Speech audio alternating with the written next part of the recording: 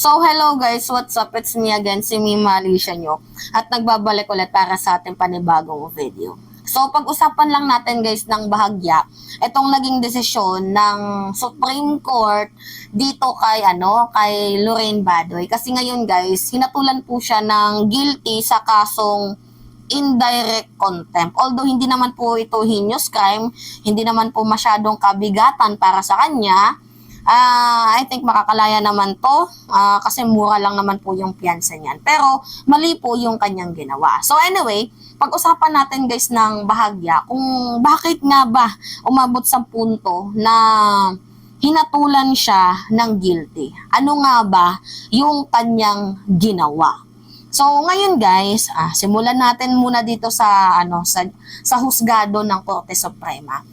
Ako, alam nyo naman na naniniwala ako sa Supreme Court decision, lalo pat yan po yung ginamit natin noon, 'di ba? Laban sa mga fake news na pinapakalat ng mga ibang grupo na ito daw si President Bongbong Marcos at ang kanyang pamilya magnanakaw, pero sa desisyon ng Korte Suprema, verdict at yung iba sandamakmak na po ang binasura.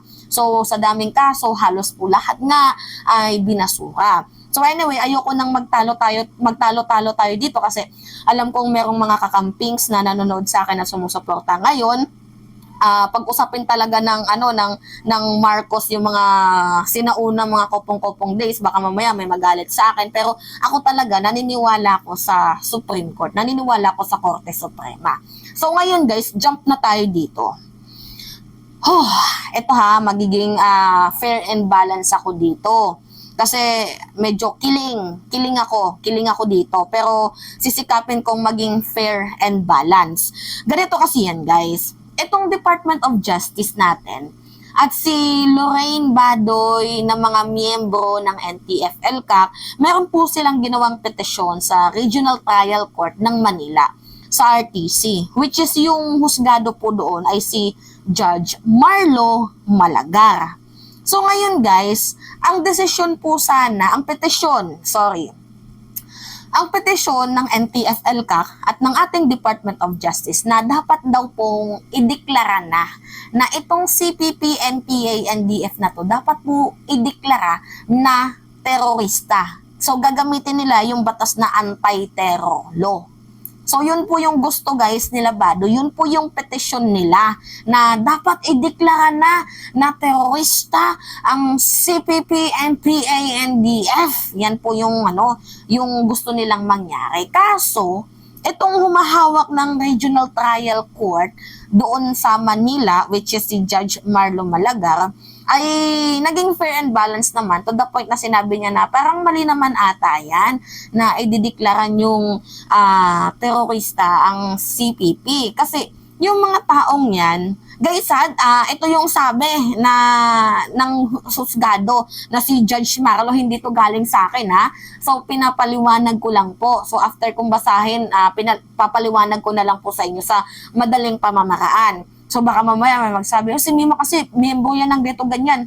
Lilinawin ko, tinatry ko na maging fair at maging balance kahit medyo mabigat ang desisyon ng Korte Suprema para sa akin. Pero tinatry ko wag niyo akong i-judge kung ano man. Si Mima baka ganito na yan siya. Hindi guys, tinatry ko lang na maging balance. Okay? So ngayon guys, ito. Sabi ni Judge Marlo, abay mali naman ata yun na idideklara mong terorista ang CPP. Kasi yung mga taong yan, hindi naman sa porket gumagamit sila ng armas ay terorista na. Yung iba kasi, revolutionary group. So tinutukoy niya na itong CPP na to ay revolutionary group, which is pagdidiinan pa ng iba nga din na mga naririnig ko kahit sa mga panahon ng back in 4 months. Basta matagal na kasi na-content ko na din ito sa inyo before na madaming klase ng revolutionary. Kagaya nga ng 1987, yung pesting 1987 Constitution, diba? Revolutionary group yan. Yung kay Andres Bonifacio at sa kamay ng mga Amerikano, yung pakikipaglaban sa mga Kastila dahil hindi na maganda ang pamamahala. Diba? Revolutionary group yun. So itong CPP na to, hindi po to pwedeng ideklara na terorista kasi nga sila po ay isang revolutionary group na kumbaga kasi hindi na daw madaan sa legal na pamamaraan, so ginagamitan nila ng dahas kasi nga sa madaling sabi meron po silang mga pinaglalaban din. Ngayon guys, itong si Badoy kasi masyadong matatas ang dila, 'di ba? Walang tabil ang tabas ng dila. Ang ginawa niya, instead na tanggapin na lang sana kahit labag sa kanyang kalooban ang naging desisyon ng Regional Trial Court na hindi siya pang sang-ayunan dito sa desisyon, sa petisyon nila, ang ginawa niya guys, niredtag niya. Tapos nag-threat pa siya. Sabi ba naman niya, dapat sa mga judge na mga ganyan, sabi ni Badoy, dapat sa mga ganyan, binubomba, pasabugin dapat yan. Yan yung pagdidiin ni Badoy. Tapos ang pinakamalala pa dito, tinret niya, hindi pala threat, sinabihan niya, niredtag niya na siguro tawag dito, miyembro ka rin ng CPP di ba? May ganun-ganun si Lorraine Badoy. Bukod sa tinret niya na dapat bombahin, pasabugin, abay niredtag niya pa na ito na nga, miyembro daw ng CPP. Although madami naman silang niredtag, kahit hindi naman miyembro ng CPP, NPNDF na yan, madami silang niredtag. Yung mayor ko sa Baguio, kilala niyo yun? Diba, niredtag din nila na miyembro daw ng CPP. Tapos at the end, nag-sorry din sila kasi mali ang kanilang ginawa. So, madami pong ginawang pambibintang itong si Lorraine Badoy at si Jeffrey Celis. Inom muna ako. Ayan. So, hindi naman po guys nag-file ng kaso itong si Malagar? Malagar ba? Tama ba ako? Hindi naman po nag-file ng kaso itong si Malagar, si Marlo Malagar sa kanila. Bagkus po, right after na marinig po ng Supreme Court ang pangreredtag na ginawa nila Badoy, sila na po yung gumawa ng action. So ngayon guys, hinatulan po siya ng guilty. Pero nga, dati ang palusot nila, kasi tinanong kasi sila ng judge kung bakit hindi ka dapat i-contempt. Ang sagot naman ni Lorraine Badoy, because it is my freedom of expression. Ginagamit ko lang ang press freedom. Yan po yung palusot niya. Press freedom na nasobrahan na, nasobrahan na.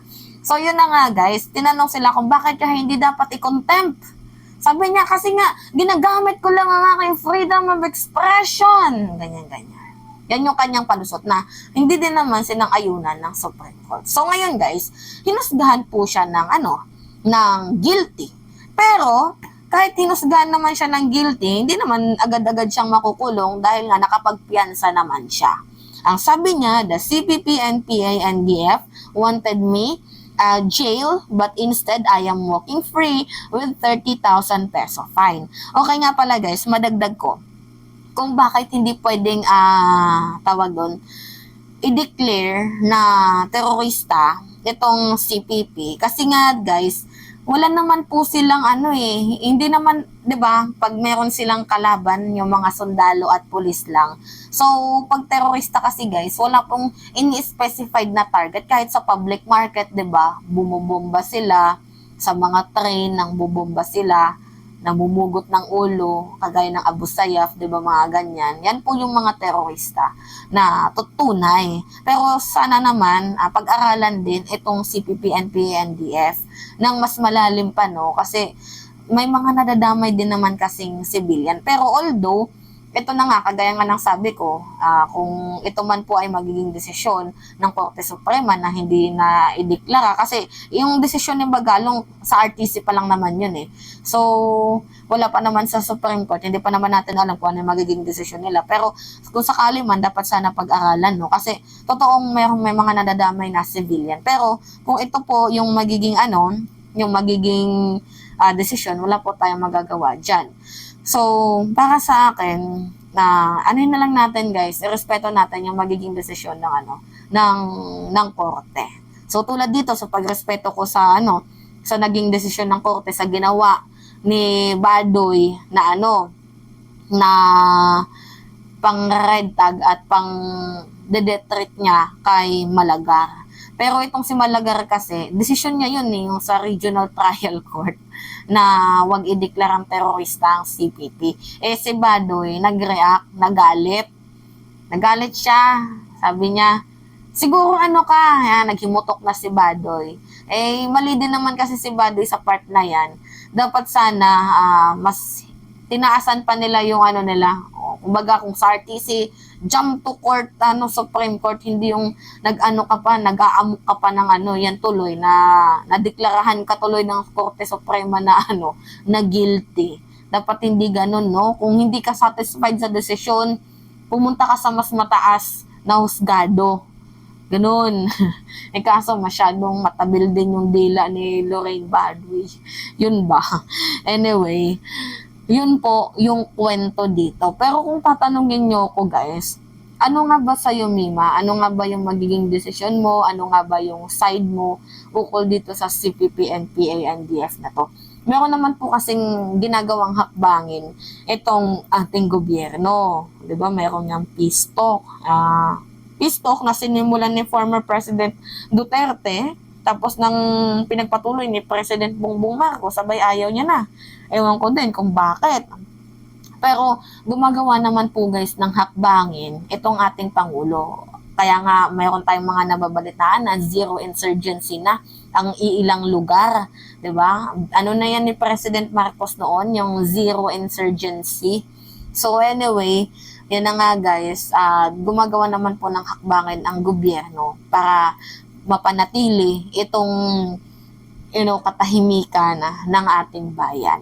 So, ito kasi mga Duterte, masyado nilang ginamit ang mga CPP para makahingi ba sila ng sandamakmak na budget, mga ganyan-ganyan. Ngayon naman kasi bumaba naman yung mga atake at yung mga insurgency. So, I think the government will work for this. So, antay na lang natin kung ano yung mga possible works nila para sa usaping ito. So, ayokong mag-judge ngayon hanggat wala pang nilalabas na, hakbangin. Mayroon namang hakbangin ng gobyerno dito. Pero, yung makikita natin na so antay na lang natin yon. Anyway, yun lamang po guys. At it's me again, si Mima Alicia, at nagbabalik ulit para sa ating panibagong video.